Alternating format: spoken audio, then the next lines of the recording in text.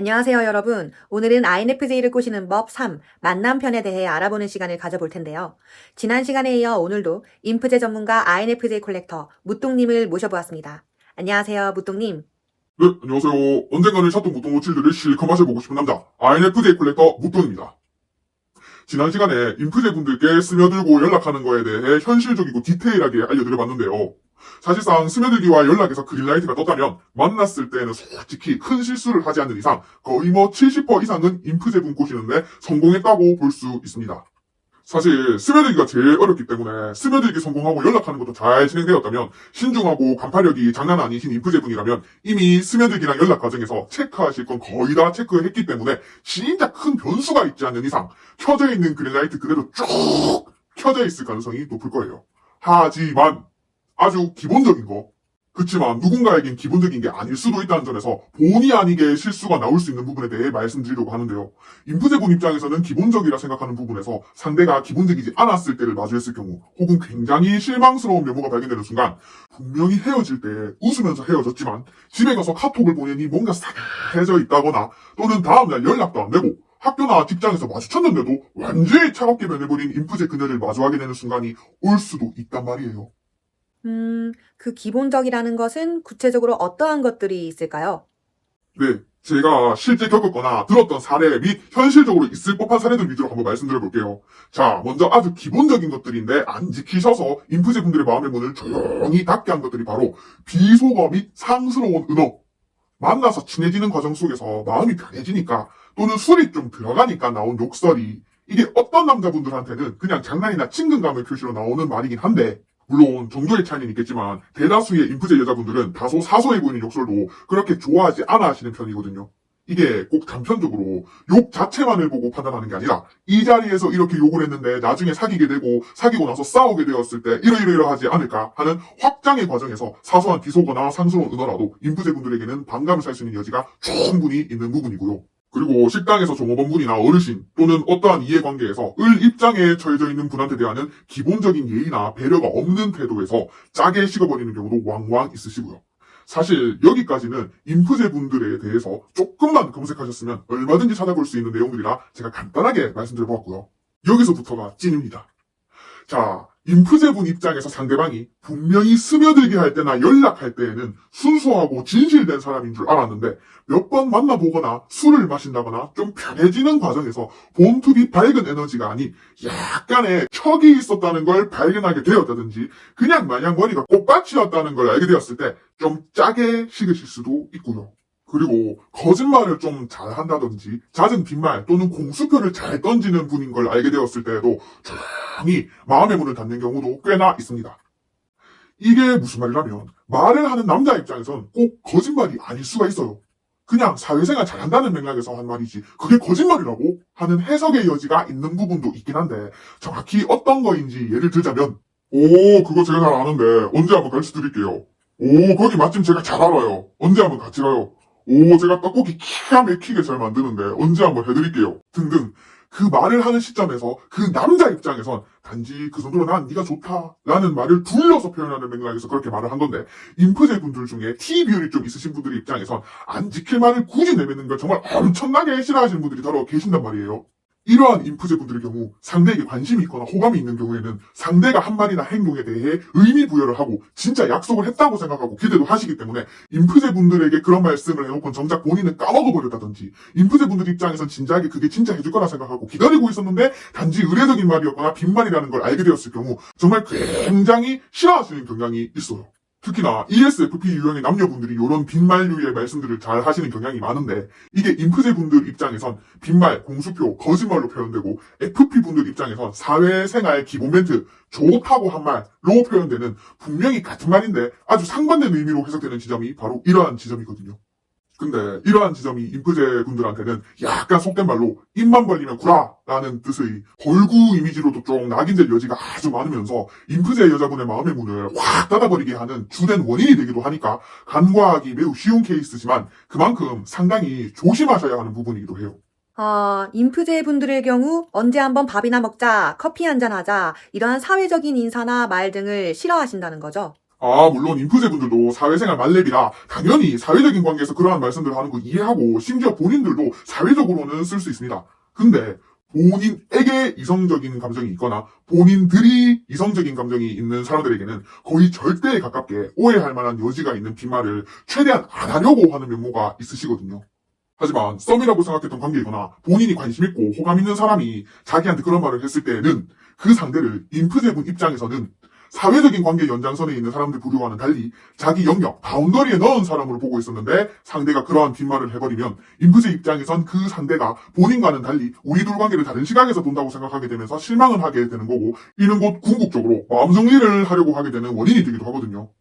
그럼 INFJ 분들도 사회적으로는 빈말이라든지 형식적인 말을 사용은 하시지만 쌍방이거나 일방적으로 이성적 관심 및 호감이 있을 때에는 이성적인 뉘앙스의 빈말을 사용하지 않으려고 한다라는 것이죠.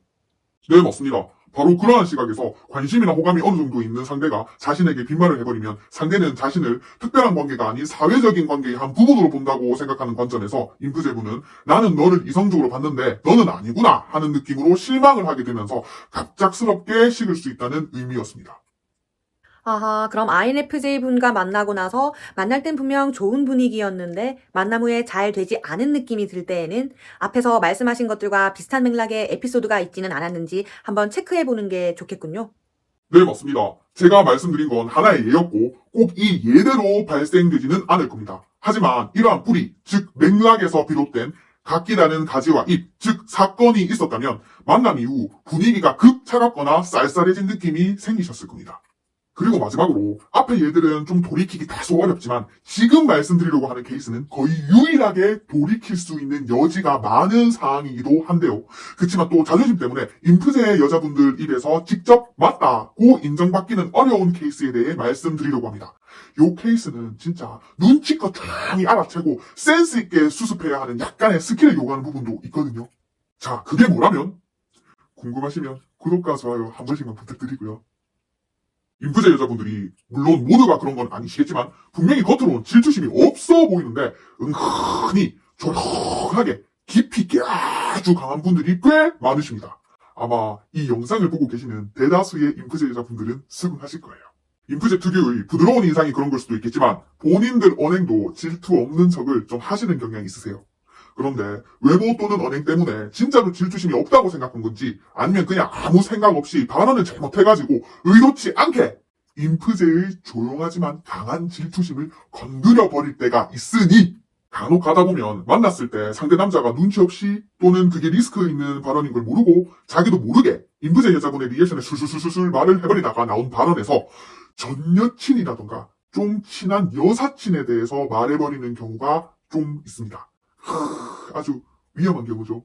분명히 그 얘기를 하고 있는 순간에 인프제 여자분의 안색은 거의 낯빛 하나 변함없고 오히려 웃으면서 수용적이고 이해심 가득한 온화한 얼굴로 리액션 해가시면서 아주 잘 들어준 것 같았을 텐데 사실은 이것 때문에 인프제 여자분이 집에 가셔서 오랫동안 생각을 하다가 다음날 차갑게 식어서 마음의 문을 닫아버리려고 하시는 경우가 꽤 좀 있습니다.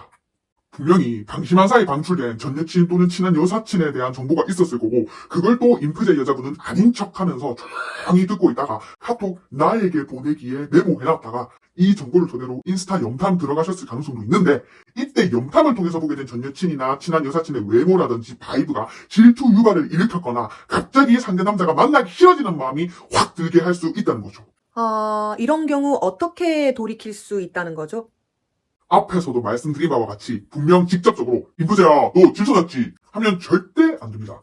당연히 아닌데 라고 할 거 뻔한 걸 굳이 물을 필요는 없으시겠죠. 이럴 땐 은근히 인프제가 안 물어봐도 자연스러운 얘기 속에 전 여친과 확실하게 끝났다거나 정이 확실하게 떨어졌고 무엇보다도 전 여친보다 지금 내 앞에 있는 인프제니까 훨씬 이쁘고 어떻고 저떻고 하면서 진짜 진심으로 그렇게 생각을 하면서 말씀을 제대로 잘 전달하는 게 가장 중요하고요. 여사친의 경우 만약 인프제분에게 인프제야 네가 원하지 않는다면 걔는 안 만날게 라고 말을 하면 아마 인프제분이 자기 때문에 아예 안 만나는 건 좀 그렇고 만날 때마다 자기한테 솔직하게 말하고 만나라든지 아니면 같이 보자고 하든지의 해결책을 제시하거나 협의점을 찾으려고 하실 거예요. 근데 만약 보지마 라고 한다면 그건 진짜 인프제분과 사귀는 동안 그 여사친을 만나게 되면 질투에서 대분노로 넘어갈 정도로 느낌이 쎄한 분이셔서 그런 걸 테니까 정말 그 여사친이 진짜 친구라면 이해해 주실 거니까 그 여사친분한테 작별 인사를 하시는 게 좋으실 거예요. 마지막은 약간 일종의 썸에서 연인 단계로 넘어갈 때 느낄 수 있는 애매한 상태에서 나오는 귀여운 질투네요. 네네, 맞죠. 그렇기 때문에 오늘 말씀드린 케이스 중에 거의 유일하게 해결할 수 있는 케이스이기도 한 거였습니다.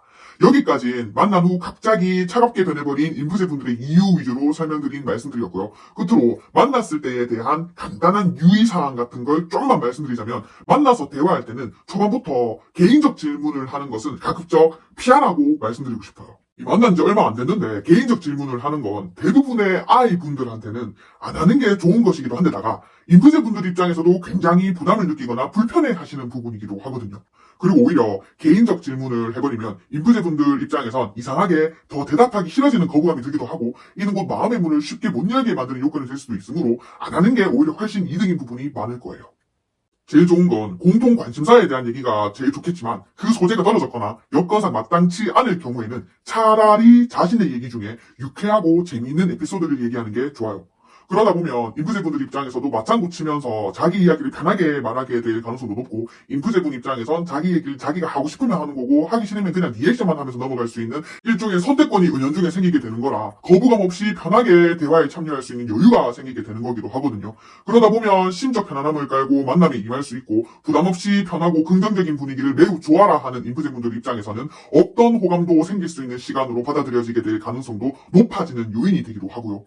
근데 솔직히 이런 걸 또 ESFP 남자분들이 굉장히 잘하시는데, 혹시 FP 남자들을 친구로 두신 분들은 그분들이 대화하는 방식을 지켜볼 기회가 있으시다면 한번 봐보시는 것도 매우 좋을 거예요. 물론 친구끼리 얘기할 때 또 다를 수 있으니까 웬만하면 가능만 하다면 모임 자리에서 새롭게 알게 된 이성한테 말하는 걸 봐주시는 게 제일 좋긴 좋습니다. 진짜 FP 남자분들이 뭔가 인프제 여자분들 스스로 자기 얘기를 편안하게 하도록 판 깔아주시는 걸 굉장히 잘하시거든요. 사실 이걸 FP분들이 의도하고 하는 게 아니시기 때문에 오히려 더 자연스럽게 그런 분위기가 형성되는 감도 없지 않아 있는 것 같아요. 지난 시간 연락 파트에서 뭐해? 라는 말을 하지 않는 게 좋다는 것처럼 만났을 때 대화 중엔 개인적 질문을 초반에 하지 않는 게 좋다는 말씀이시군요. 네, 맞습니다. 그냥 자연스럽고 밝은 분위기에서 초반부터 개인적 질문을 하면 분명히 인프제분들이 불편할 거라는 걸 알고 배려하는 차원에서 자기 얘기를 하고 있다면, 또 인프제분들 입장에선 그런 걸 다 느끼시기 때문에 대놓고 질문해서 이야기하도록 하거나 대답을 해야 할 것 같은 분위기를 조성하지 않는다면 자신의 얘기를 자기가 감당할 수 있을 만큼 또 알아서 하시는 게 인프제분들이시거든요. 그렇군요. 잘 알겠습니다. 그럼 정리를 하자면 비속어미 상스러운 은어 사용이나 타인에게 존중과 배려 없는 행동을 하였을 경우, 그리고 편하고 친해지면서 나온 본 모습이 너무 아닐 때, 잦은 빈말과 공수표성의 발언, 질투심 유발 등은 만남 직후 인프제분들이 차갑게 싸늘해지는 이유 중 하나가 될 수 있다는 걸 말씀해 주셨고요. 이로써 인프제 꼬시는 법으로 스며들기, 연락, 만남 파트에 대해 모두 알아보았습니다. 단계별로 아주 현실적인 내용을 얘기해 주신 무똥님께 감사드리고요. 네, 저도 감사합니다. 인프제를 짝사랑하시는 모든 분들께 조금이나마 도움이 되었으면 좋겠습니다. 그럼 다음 시간에 또 다른 재미난 주제로 뵙겠습니다. 시청해 주셔서 감사드립니다.